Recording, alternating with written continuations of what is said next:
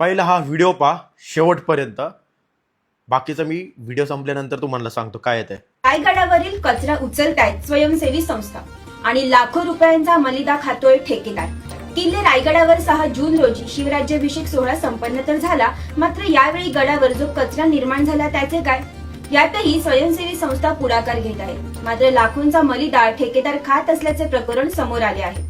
शिवराज्याभिषेक सोहळ्याला अनेक शिवप्रेमी रायगडाला भेट देतात. यासाठी महिनाभर आधी व्यवस्थापनाच्या कामाला सुरुवात होते.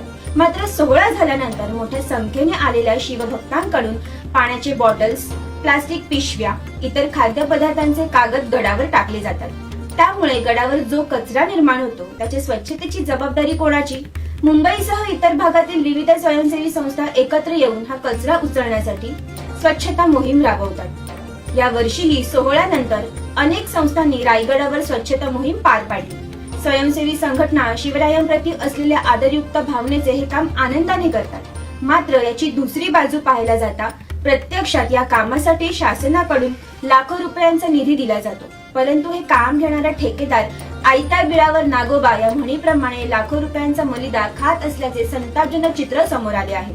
यावर्षी जिल्हा परिषद ग्रामीण पाणी पुरवठा विभागाच्या वतीने गडावर उभारण्यात आलेले तात्पुरते शौचालय आणि गडावरची स्वच्छता यासाठी 61 लाख रुपयांचा निधी देण्यात आला होता. त्यासाठी ठेकेदाराची नेमणूकही करण्यात आली होती. दरम्यान स्वयंसेवी संस्थांचे सदस्य गडावरचा कचरा गोळा करून तो कचरा गडाच्या पायथ्यापर्यंत आणण्याचे काम करतात.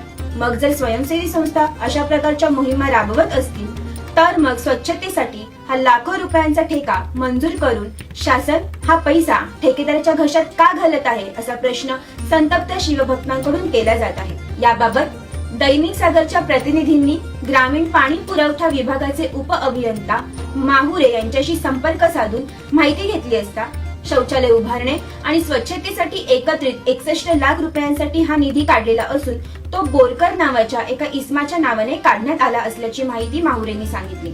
मात्र हा ठेका आता पोट ठेकेदाराकडे दिला असल्याची माहिती नव्याने उपलब्ध झाली आहे. तर आता तुम्ही हा व्हिडिओ पाहिला, काय दिसलं तुम्हाला? गड संवर्धन करणाऱ्या संस्था स्वच्छता करतात आणि त्याचं बिल गव्हर्नमेंटला सबमिट कोण करतं आणि तो आलेला निधी त्यांच्या खिशात कोण कसं घालतं? सरळ हिशोब आहे हा. 1 वर्षाचा आहे, 10 वर्षांचा हिशोब करा. आतापर्यंत एवढे पैसे वेगवेगळ्या व्यक्तींच्या नावाने बाहेर गेलेले आहेत. तर आता याला प्रश्न कोणाला विचारायचा आणि याचा हिशोब किती झाला असेल सरासरी 10 वर्षाचा? तुम्ही मला कमेंटमध्ये सांगा.